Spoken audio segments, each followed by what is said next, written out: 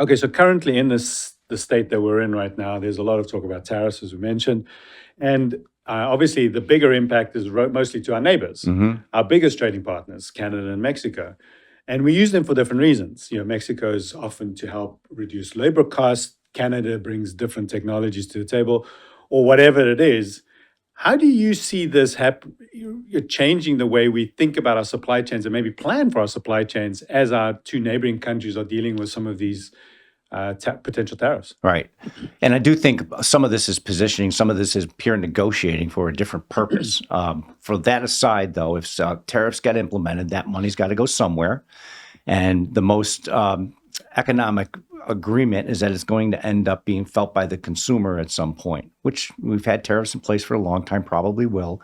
But I also think that companies will figure out a way to generate a relationship that lowers the impact of those between doing things better, or find a way where the government will end up lowering those tariffs long term once they get whatever it is they're trying to accomplish through that. So, tariffs is a means to an end. I don't think it's a matter of I just want to pay more, have our consumers in all three countries, as an example, pay more for goods that they're paying for now.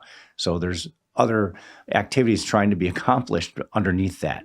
And how do you plan proactively for that? Like as we said, when we get done with this conversation, there'll be a different, message out there, and that's fine. We'll respond to that in a business manner. But I do think it's about making sure you have partners who are going to be there for you if the tariffs were implemented. And you can go into a room like this and simulate, all right, I have 25% tariffs on these items from this country into my country. What am I going to do?